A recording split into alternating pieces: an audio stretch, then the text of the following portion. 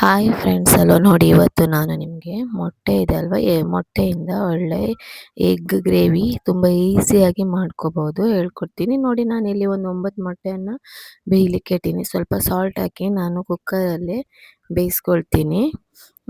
ಯಾಕಂದರೆ ಅಡಿಗಡೆ ಅನ್ನಕ್ಕೆ ಇಟ್ಕೊಂಡಿದ್ದೀನಲ್ವ, ಮೇಲ್ಗಡೆ ಮೊಟ್ಟೆ ಬೇಯಿಸ್ಕೊಂಡ್ರೆ ಎರಡು ಒಟ್ಟಿಗೆ ಆಗುತ್ತೆ ಅಂತ. ನೋಡಿ, ಇದೊಂದು ಈ ಅನ್ನಕ್ಕೆ ಎಷ್ಟು ವಿಸಲ್ ಹಾಕ್ತೀನಿ ಅಷ್ಟೇ ಹಾಕ್ತೀನಿ, ಅದೇನು ತೊಂದರೆ ಇಲ್ಲ. ನೋಡಿ, ನಾವು ಈ ಕಡೆ ಅದಕ್ಕೊಂದು ಮಸಾಲೆಯನ್ನು ರೆಡಿ ಮಾಡ್ಕೊಳ್ಳೋಣ. ನೋಡಿ, ಇಲ್ಲಿ ಒಂದು ಪಾತ್ರೆಯನ್ನು ಇಟ್ಕೊಂಡಿದ್ದೀನಿ. ಈ ಪಾತ್ರೆಗೆ ನಾನು ಇಲ್ಲಿ ಕೊಬ್ಬರಿ ಎಣ್ಣೆಯನ್ನು ಯೂಸ್ ಮಾಡ್ತಾ ಇದ್ದೀನಿ. ಸ್ವಲ್ಪ ಕೊಬ್ಬರಿ ಎಣ್ಣೆಯನ್ನು ಹಾಕ್ಕೊಳ್ಳಿ. ಒಂದು 5-6 ಸ್ಪೂನಷ್ಟು ಕೊಬ್ಬರಿ ಎಣ್ಣೆ ಹಾಕ್ಕೊಳ್ತೀನಿ.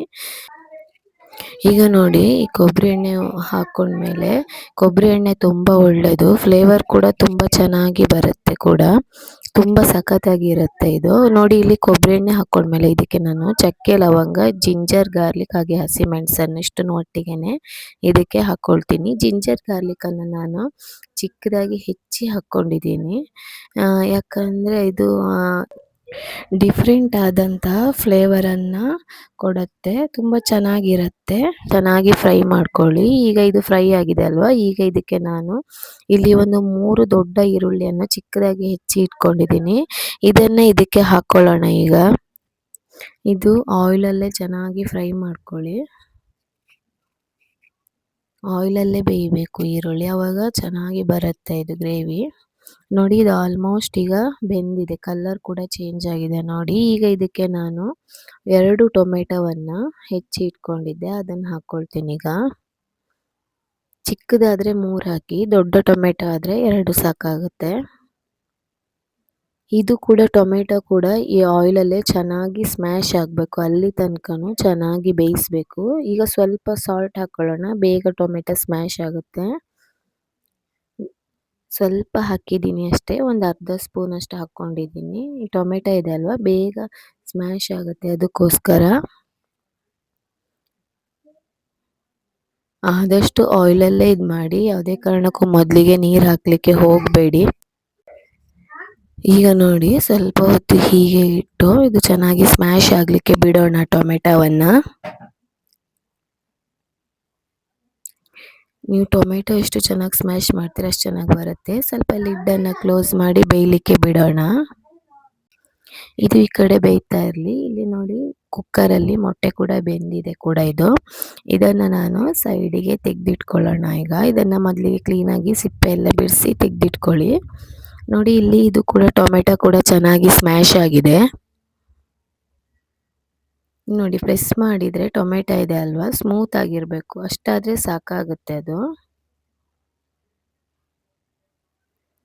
ಬೇಕಾದರೆ ಸ್ಮ್ಯಾಶ್ ಮಾಡೋದಿದೆಯಲ್ಲ, ಅದರಲ್ಲೂ ಕೂಡ ಪ್ರೆಸ್ ಮಾಡಿ ಇದು ಮಾಡ್ಕೋಬೋದು, ಆದರೆ ಈರುಳ್ಳಿ ಕೂಡ ಹಾಳಾಗುತ್ತೆ ಅಲ್ವಾ, ಅದಕ್ಕೋಸ್ಕರ ತುಂಬ ಸ್ಮ್ಯಾಶ್ ಆದರೆ ಚೆನ್ನಾಗಿರಲ್ಲ.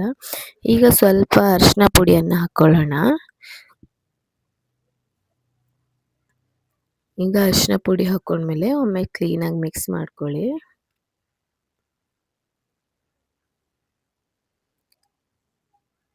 ಇದು ತುಂಬ ಚೆನ್ನಾಗಿರುತ್ತೆ, ಒಳ್ಳೆ ಚಪಾತಿಗೂ ಅನ್ನಕ್ಕೂ ಬಿಸಿ ಅನ್ನಕ್ಕಂತೂ ತುಂಬ ಚೆನ್ನಾಗಿರುತ್ತೆ. ಈಗ ಒಂದು 5 ನಿಮಿಷ ಲಿಡ್ಡನ್ನು ಕ್ಲೋಸ್ ಮಾಡೋಣ, ಯಾಕಂದರೆ ಸೆಟ್ ಆಗುತ್ತೆ ಅಷ್ಟೊತ್ತಿಗೆ. ನೋಡಿ, ಈಗ ಇದು ಚೆನ್ನಾಗಿ ಬೆಂದಿದೆ. ಟೊಮೆಟೊ ಅಂತೂ ಫುಲ್ ಕರಗಿದೆ ಕೂಡ, ಈರುಳ್ಳಿ ಮಾತ್ರ ಕಾಣಿಸ್ತಾ ಇದೆ. ನೋಡು, ಟೊಮೆಟೊ ಎಲ್ಲ ಸಿಪ್ಪೆ ಎಲ್ಲ ಬಿಟ್ಟಿದೆ. ಈಗ ಇದಕ್ಕೆ ನಾವು ಸ್ವಲ್ಪ ಮಸಾಲೆಗಳನ್ನೆಲ್ಲ ಹಾಕ್ಕೊಳ್ಳೋಣ. ಇದಕ್ಕೆ ನಾನು ಮನೆಯಲ್ಲೇ ಮಾಡಿರುವಂಥ ಪೌಡ್ರು, ಪೆಪ್ಪರ್ ಪೌಡರನ್ನು ಯೂಸ್ ಮಾಡ್ತೀನಿ. ನೋಡಿ, ಇಲ್ಲಿ ನಾನು ಪೆಪ್ಪರ್ ಪೌಡರನ್ನು ಹಾಕ್ಕೊಂಡಿದ್ದೀನಿ. ನಾನಿಲ್ಲಿ 1.5 ಸ್ಪೂನಷ್ಟು ಪೆಪ್ಪರ್ ಪೌಡರನ್ನು ಯೂಸ್ ಮಾಡ್ತಿದ್ದೀನಿ. ನಿಮಗೆ ಖಾರಕ್ಕೆ ಎಷ್ಟು ಬೇಕು ನೋಡಿ ಹಾಕ್ಕೊಳ್ಳಿ. ಇದು ಒಳ್ಳೆ ಫ್ಲೇವರ್ ಕೊಡುತ್ತೆ ಮಾತ್ರ, ತುಂಬ ಚೆನ್ನಾಗೂ ಕೂಡ ಇರುತ್ತೆ. ಈಗ ನೋಡಿ, ಈ ಥರ ಚೆನ್ನಾಗಿ ಮಿಕ್ಸ್ ಮಾಡ್ಕೊಳ್ಳಿ. ಇದು ಆಯಿಲಲ್ಲಿ ಎಷ್ಟು ಚೆನ್ನಾಗಿ ಫ್ರೈ ಆಗುತ್ತೆ ಅಷ್ಟು ಚೆನ್ನಾಗಿ ಬರುತ್ತೆ. ನೋಡಿ, ಈಗ ಇದಕ್ಕೆ ನಾನು ಇದಕ್ಕೆ ಸ್ವಲ್ಪ ಜಿಂಜರ್ ಗಾರ್ಲಿಕ್ ಪೇಸ್ಟನ್ನು ಹಾಕ್ತೀನಿ. ಒಂದು ಅರ್ಧ ಸ್ಪೂನಷ್ಟು ಸಾಕಾಗುತ್ತೆ, ಯಾಕಂದರೆ ನಾವು ಇಲ್ಲಿ ಮೊದಲಿಗೆ ಜಿಂಜರ್ ಗಾರ್ಲಿಕ್ಕನ್ನು ಚಿಕ್ಕ ಪೀಸ್ ಮಾಡಿ ಹಾಕಿದ್ರಿಂದ ಸ್ವಲ್ಪ ಹಾಕ್ಕೊಳ್ಳಿ, ಯಾಕಂದರೆ ಸ್ವಲ್ಪ ಥಿಕ್ನೆಸ್ ಬರುತ್ತೆ, ಅದಕ್ಕೋಸ್ಕರ. ಇದು ಕೂಡ ಈ ಆಯಿಲಲ್ಲೇ ಚೆನ್ನಾಗಿ ಫ್ರೈ ಮಾಡ್ಕೊಳ್ಳಿ, ಹಸಿ ಸ್ಮೆಲ್ಲೆಲ್ಲ ಹೋಗಬೇಕು. ನೋಡಿ ಈಗ ಇದು ಆಲ್ಮೋಸ್ಟ್ ಈಗ ಚೆನ್ನಾಗಿ ಫ್ರೈ ಆಗಿದೆ ಆಯಿಲಲ್ಲಿ. ಈಗ ನಾನು ಇದಕ್ಕೆ ಸ್ವಲ್ಪ ನೀರನ್ನು ಹಾಕ್ಕೊಳ್ತೀನಿ. ನಿಮಗೆ ಗ್ರೇವಿ ಎಷ್ಟು ಬೇಕು ನೋಡಿ ನೀರನ್ನು ಹಾಕ್ಕೊಳ್ಳಿ. ತುಂಬ ನೀರನ್ನು ಹಾಕಲಿಕ್ಕೆ ಹೋಗಬೇಡಿ. ಈಗ ನೋಡಿ ಇದು ಇಷ್ಟು ನೀರನ್ನು ಹಾಕ್ಕೊಂಡಿದ್ದೀನಿ ನಾನು ಇದಕ್ಕೆ.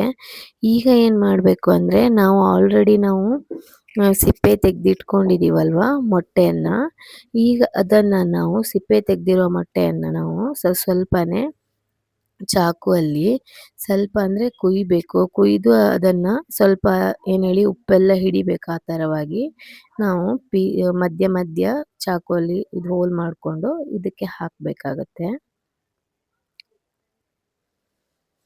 ಹೀಗೆ ಒಂದೊಂದೇ ಮೊಟ್ಟೆಯನ್ನು ಹಾಕ್ಕೊಳ್ಳಿ. ಚಾಕುವಲ್ಲಿ ಸ್ವಲ್ಪ ಗೆರೆ ಥರ ಎಳೆದು ಹಾಕ್ಕೊಳ್ಳಿ. ತುಂಬ ಏನು ಹೋಲ್ ಮಾಡಬೇಕಂತ ಏನಿಲ್ಲ, ಸ್ವಲ್ಪ ಇದು ಮಾಡಿದ್ರೆ ಸಾಕಾಗುತ್ತೆ.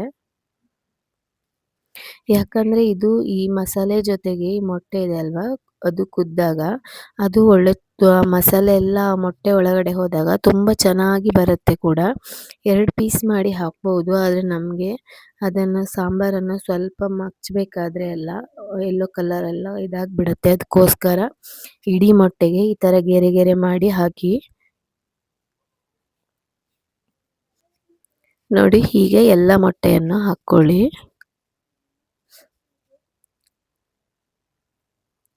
ಆಲ್ರೆಡಿ ನೋಡಿ ಕುದಿ ಬರ್ತಾ ಇದೆ. ಇದು ನಾವು ಹಾಕಿದ್ವಲ್ಲ ನೀರು, ಈ ಮೊಟ್ಟೆ ಜೊತೆಗೆ ಚೆನ್ನಾಗಿ ಕುದಿಬೇಕು, ಆವಾಗ ತುಂಬ ಸಖತ್ತಾಗಿ ಬರುತ್ತೆ ಇದು ಎಗ್ ಗ್ರೇವಿ. ನೋಡಿ ಈಗ ಎಲ್ಲ ಮೊಟ್ಟೆಗೂ ಈ ಮಸಾಲೆ ತಾಗೋ ಥರ ಮಿಕ್ಸ್ ಮಾಡ್ಕೊಳ್ಳಿ.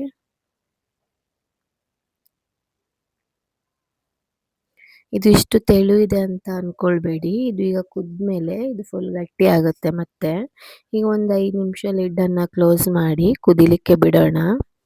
ನೋಡಿ ಈಗ ಚೆನ್ನಾಗಿ ಕುದಿ ಬರ್ತಾ ಇದೆ. ಈಗ ಇದಕ್ಕೆ ನಾನು ಏನು ಹೇಳಿ ಮನೆಯಲ್ಲೇ ಮಾಡಿರ್ತೀವಿ ನೋಡಿ ಖಾರದ ಪುಡಿ, ಅಂದರೆ ಧನಿಯಾ, ಜೀರಿಗೆ, ಮೆಂತೆ ಹಾಗೆ ಮೆಣಸು ಎಲ್ಲ ಹಾಕಿ ಪೌಡ್ರ್ ಮಾಡಿರ್ತೀವಲ್ವ, ಅದು ಹಿಂಗೆ ಯೂಸ್ ಮಾಡಿರುವಂಥ ಮಸಾಲೆ ಪುಡಿಯನ್ನು ಹಾಕಬೇಡಿ. ಕೇವಲ ಆ ಖಾರದ ಪುಡಿಯನ್ನು ಮಾತ್ರ ಯೂಸ್ ಮಾಡ್ಕೊಳ್ಳಿ ಅಷ್ಟೇ. ಅದಿಲ್ಲ ಅಂದರೆ ನಿಮಗೆ ಏನು ಹೇಳಿ ನಿಮ್ಮ ಮನೆಯಲ್ಲೇ ಧನಿಯಾ ಹಾಗೆ ಜೀರಿಗೆ ಪೌಡರ್ ಎಲ್ಲ ಇರುತ್ತೆ ಅಲ್ವಾ, ಅದನ್ನೆಲ್ಲ ಸ್ವಲ್ಪನೇ ಹಾಕ್ಕೊಂಡ್ರೆ ಆಯಿತು. ಈಗ ನೋಡಿ ಇದು ಆಲ್ಮೋಸ್ಟ್ ಆಗಿದೆ. ಈಗ ಮೇಲ್ಗಡೆ ಸ್ವಲ್ಪ ಕೊತ್ತಂಬರಿ ಸೊಪ್ಪನ್ನು ಹಾಕ್ಕೊಳ್ಳೋಣ.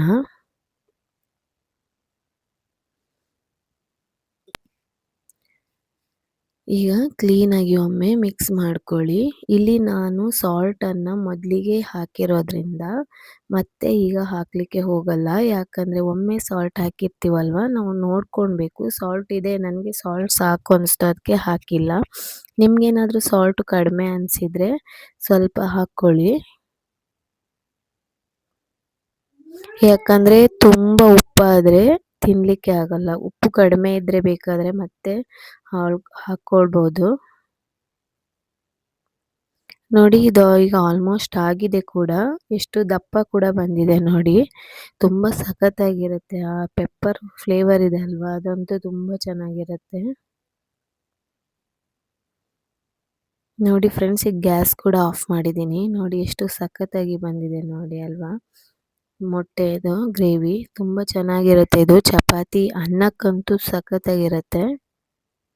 ನೀವು ಮನೆಯಲ್ಲೇ ಒಮ್ಮೆ ಟ್ರೈ ಮಾಡಿ ಹೇಗೆ ಬಂದಿದೆ ಅಂತ ಕಾಮೆಂಟ್ಸ್ ಹಾಕಿ. ಹಾಗೆ ಯಾರೆಲ್ಲ ನೋಡ್ತಿದ್ದೀರಾ ಲೈಕ್ ಮತ್ತು ಸಬ್ಸ್ಕ್ರೈಬ್ ಮಾಡ್ಕೊಳ್ಳಿ. ನೆಕ್ಸ್ಟ್ ವಿಡಿಯೋದಲ್ಲಿ ಸಿಗ್ತೀನಿ. Thank you so much.